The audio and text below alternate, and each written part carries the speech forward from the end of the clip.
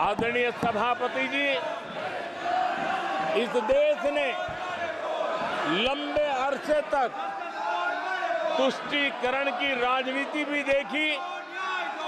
इस देश ने लंबे अरसे तक तुष्टीकरण का गवर्नेंस का मॉडल भी देखा। देश ने पहली बार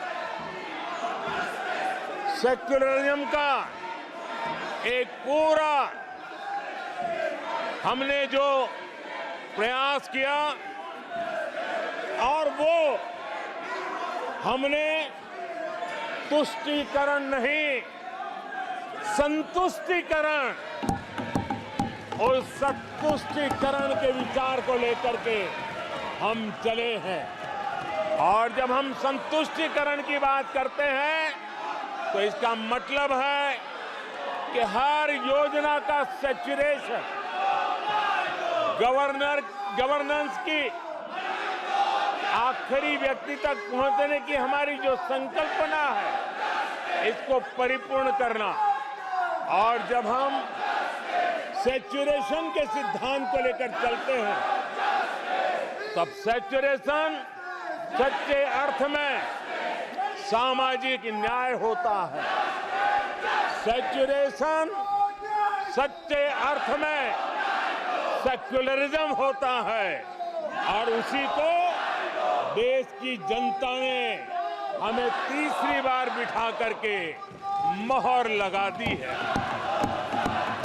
आदरणीय सभापति जी, अपीजमेंट ने इस देश को तबाह करके रखा है और इसलिए हमने justice to all, appeasement to none, इस सिद्धांत को लेकर के हम चले हैं।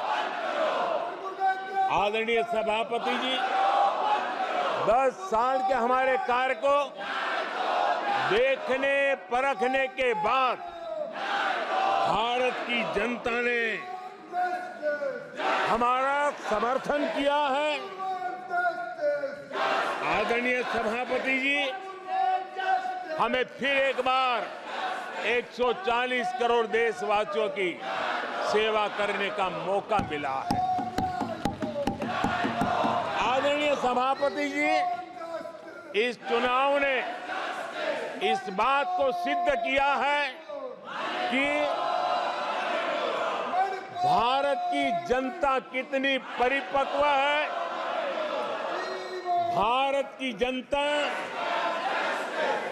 कितने विवेकपूर्ण रूप से और कितने उच्च आदर्शों को लेकर के अपने विवेक का सद्बुद्धि से उपयोग करती है।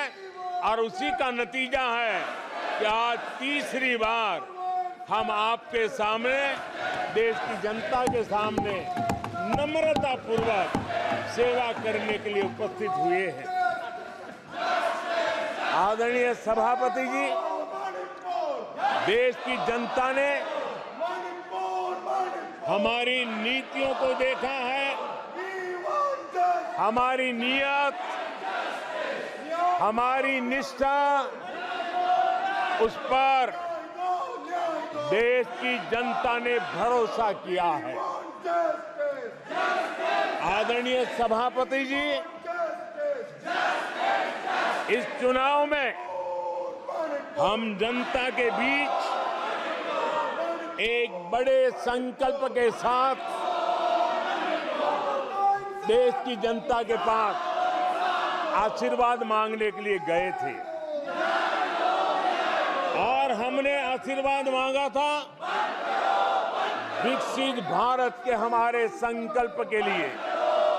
हमने विकसित भारत के निर्माण के लिए एक प्रतिबद्धता के साथ, एक शुभ निष्ठा के साथ जन सामान्य का कल्याण करने के इरादे से हम गए थे। जनता ने विकसित भारत के संकल्प को 4 चांद लगा करके हमें फिर से एक बार विजयी बना करके देश की जनता की सेवा करने का मौका दिया है। आदरणीय सभापति जी, जब देश विकसित होता है तब कोटि कोटि जनों के सपने पूरे होते हैं।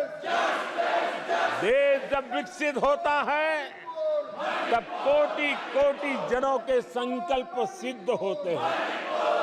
आदरणीय सभापति जी, जब देश विकसित होता है तब आने वाली पीढ़ियों के लिए भी एक मजबूत नींव उनके सपनों को पूरा करने के लिए तैयार हो जाती है। आदरणीय सभापति जी, विकसित भारत का सीधा सीधा लाभ हमारे देश के नागरिकों की गरिमा, हमारे देश के नागरिकों के क्वालिटी ऑफ लाइफ में सुधार, ये स्वाभाविक हमें विकसित भारत होने से देश के कोटि कोटि जनों के भाग्य में आता है। आजादी के बाद मेरा देश का सामान्य नागरिक इन चीजों के लिए तरसता रहा है। आदरणीय सभापति जी, जब विकसित भारत होता है तब हमारे गांव की स्थिति, हमारे शहरों की स्थिति, उसमें भी बहुत बड़ा सुधार होता है। गांव के जीवन में गौरव भी होता है, गरिमा भी होती है और विकास के नए नए अवसर भी होते हैं। हमारे शहरों का विकास भी एक अवसर के रूप में विकसित भारत में उभरता है, तब दुनिया की विकास यात्रा में भारत के शहर भी बराबरी करेंगे, ये हमारा सपना है। आदरणीय सभापति जी, विकसित भारत का मतलब होता है कोटि कोटि नागरिकों को कोटि कोटि अवसर उपलब्ध होते हैं, अनेक अनेक अवसर उपलब्ध होते हैं और वो अपने कौशल्य, अपनी क्षमता और संसाधनों के अनुसार विकास की नई सीमाओं को प्राप्त कर सकता है। आदरणीय सभापति जी,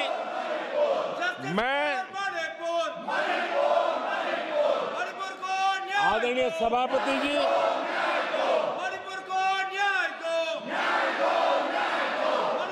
आदरणीय सभापति जी,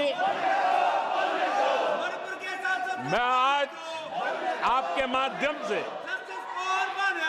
देशवासियों को विश्वास दिलाता हूं,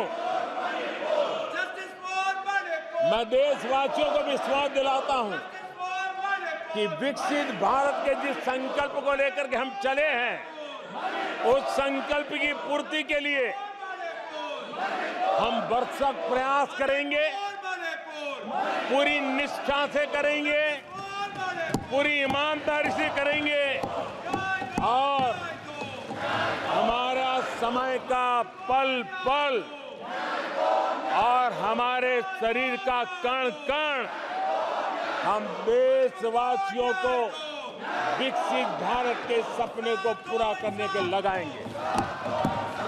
हमने देश की जनता को कहा था 24/7 फॉर 2047।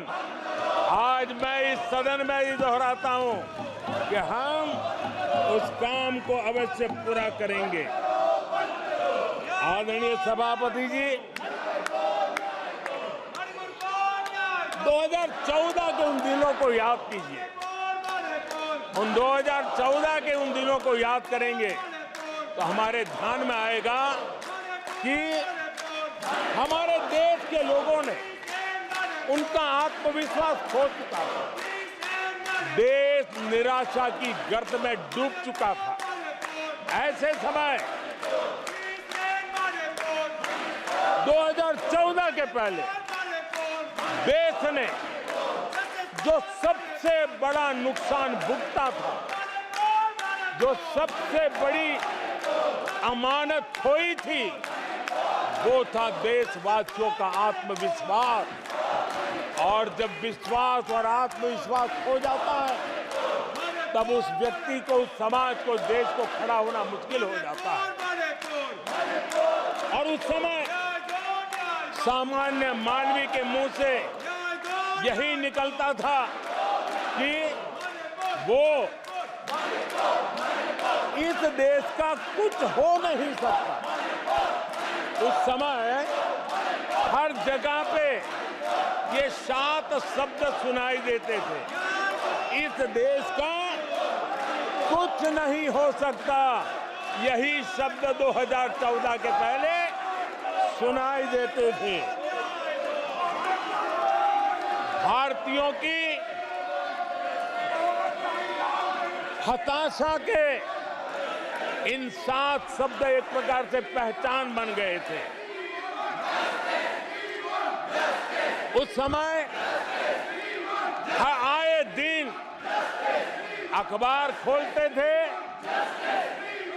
तो घोटालों की खबरें ही पढ़ने को मिलती थी और सैकड़ों करोड़ के घोटाले, रोज नए घोटाले,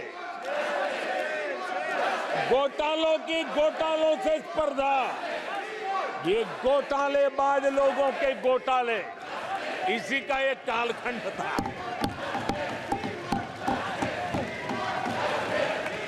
और बेशर्मी के साथ सार्वजनिक रूप से स्वीकार भी कर लिया जाता था कि दिल्ली से 1 रुपया निकलता है तो 15 पैसा पहुंचता है। 1 रुपये में 85 पैसे का घोटाला। इस घोटालों की दुनिया ने देश को निराशा की गर्त में डुबो दिया था। पॉलिसी पैरालिसिस था, फ्रेजाइल 5 में पहुंच चुके थे। भाई भतीजावाद इतना फैला हुआ था कि जिसके लिए सामान्य नौजवान तो आशा छोड़ चुका था कि अगर कोई सिफारिश करने वाला नहीं है तो जिंदगी अटक जाएगी। ये स्थिति पैदा हुई थी।